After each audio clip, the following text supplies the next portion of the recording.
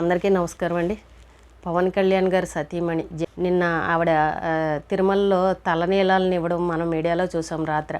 అయితే నిజంగా చాలా ఆశ్చర్యం అనిపించింది. ఏదైనా మనం మాటలు మాట్లాడిన దానికి చేతల్లో చూపించిన దానికి కూడా చాలా తేడా ఉంటుంది.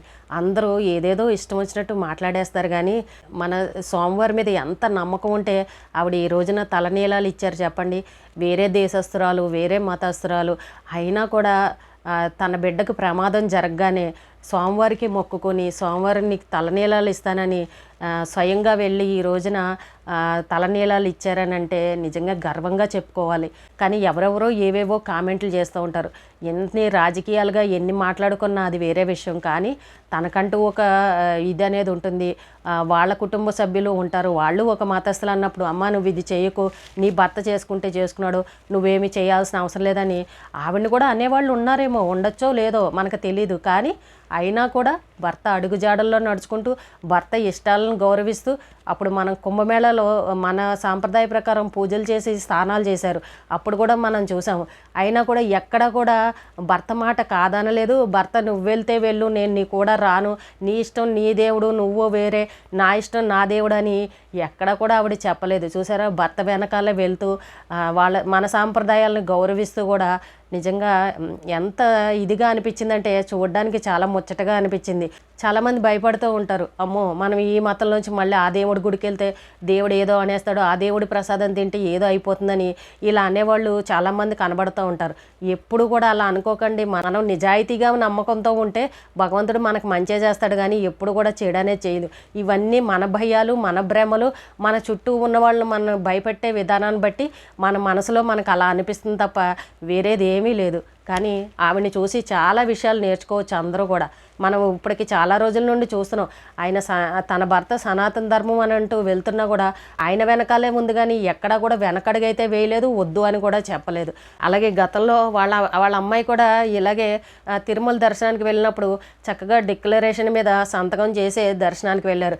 ఇప్పుడు ఆవిడ కూడా డిక్లరేషన్ మీద సంతకం చేసి రూల్స్ని పాటిస్తూనే సోమవారం మీద నమ్మకంతో ఇష్టంతో నేను వెళ్తున్నానని సంతకం చేసి వెళ్ళడం నిజంగా చాలా గొప్ప విషయం అని చెప్పింది. ఎవరు కూడా అంత ఇదిగా చేయడానికి ఇష్టపడరు. వేరే మతస్థులు ఎవరు కూడా ఇంత సాహసాలు ఎవరు చేయరు. మాటల వరకే చెప్తారు, కానీ చేతల్లో ఎవరూ చూపించరు. కానీ ఈవిడ చూడండి, వాళ్ళ కుటుంబం కోసం, తన బిడ్డ క్షేమం కోసం సోమవారం మీద నమ్మకంతో ఈ రోజున తలనీలాలు ఇచ్చిందని అంటే నిజంగా గొప్ప విషయమే.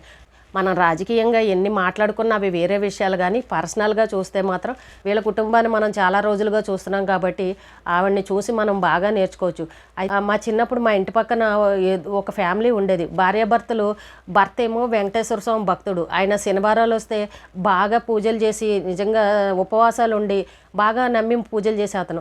అయితే భార్య అప్పటి వరకు భర్తతోనే హిందువులుగానే ఉండి వాళ్ళ మాటలు వీళ్ళ మాటలు చుట్టుపక్కల వాళ్ళు వెళ్తున్నారని ఇంకా చర్చిలకు వెళ్ళడం ఆదివారం ఇంకా ఆ రకంగా పాపం ఆవిడకి ఎందుకో ఆ దేవుళ్ళకి మారిపోవాలనిపించి మతం తీసుకొని మారిపోయింది. అయితే భర్తకి ఇష్టం లేదు అసలు, వద్దని ఎంత చెప్పినా కూడా వాళ్ళ మాటలు వీళ్ళ మాటలు చుట్టుపక్కల వాళ్ళ మాటలు విని ఆ రకంగా వెళ్ళిపోయింది.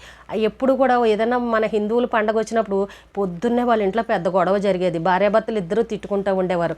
ఎందుకనంటే మన హిందువుల పండగ అనగానే ఇంటికి మామిడాకులు కడతాము, చక్కగా ఇంటి ముందు తుడుచుకొని కడుక్కొని ముగ్గులు పెట్టుకుంటాము, పూలదండలు కడతాము, ఇల్లంతా కళకళలాడుతూ ఉంటుంది, ఏవో ఒకటి పిండి వంటలు చేసుకుంటాం, ఇలాంటివన్నీ ఉంటాయి. మరి అవన్నీ ఉండాలంటే ఆడవాళ్ళు చేస్తూనే ఉంటారు. ఇంట్లో ఆడవాళ్ళే ముఖ్యంగా చేయాల్సింది కూడా.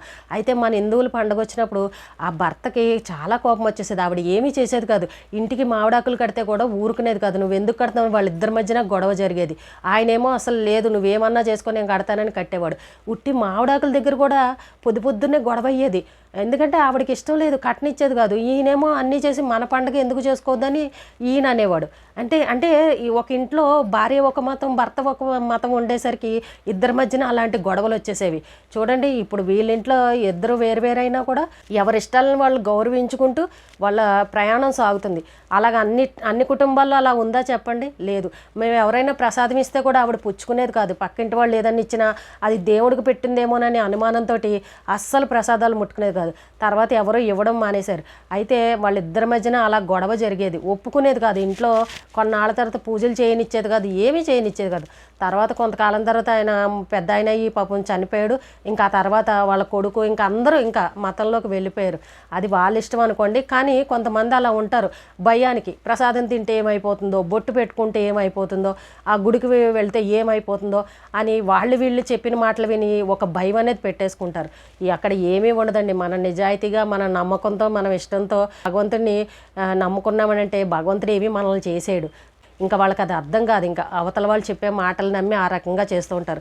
మరి ఈవిడ వేరే దేశస్తురాలు అయ్యండి, అన్నీ తెలుసు, అయినా కూడా మన తిరుమల స్వామివారి దగ్గరికి వెళ్ళి తలనీలాలు ఇచ్చిందనంటే ఆవిడని చూసి చాలామంది నేర్చుకోవాలి కూడా. చూసారండి, ఆవిడ అన్ని రూల్స్ని పాటిస్తూ వాళ్ళ భర్త అడుగుజాడల్లో నడుచుకుంటూ భర్త ఇష్టాలని గౌరవిస్తూ మన హిందూ ధర్మాలని పాటిస్తూ హిందూ సంప్రదాయాలని అన్నిటినీ తెలియజేస్తూ చక్కగా వాళ్ళ కుటుంబం ఎంత చక్కగా సాగుతుందో చూసారా. కొన్ని విషయాలు వేరే వాళ్ళని చూసి కూడా మనం నేర్చుకోవాలి. ఎప్పుడు మనం ఇష్టం వచ్చినట్టు ఏదో కామెంట్లు చేసేస్తూ ఉంటాం, కానీ మాటల కంటే కూడా మనం చేతల్లో చేసి చూపించింది చాలా గొప్ప విషయం అని చెప్పుకోవాలి. కాబట్టి ఆవిడని చూసిన తర్వాత చాలా ముచ్చట అనిపించింది. నిజంగా ఆవిడ చీర కట్టుకుని చక్కగా సాంప్రదాయంగా అలా స్వామివారి తలనీళ్ళు ఇస్తూ కనిపించింది అని అనగానే ఎంత నమ్మకం ఉంటే ఇలా చేస్తారు కదా. ఆవిడ వేరే దేశస్త్రాలు అయ్యుండి కూడా మన హిందూ ధర్మాన్ని హిందూ సాంప్రదాయాల్ని భర్త మాటని కాదు అని చెప్పకుండా మన హిందూ సాంప్రదాయాలంటే ఆవిడకి ఎంత ఇష్టం అనేది మనకు బాగా తెలుస్తుంది.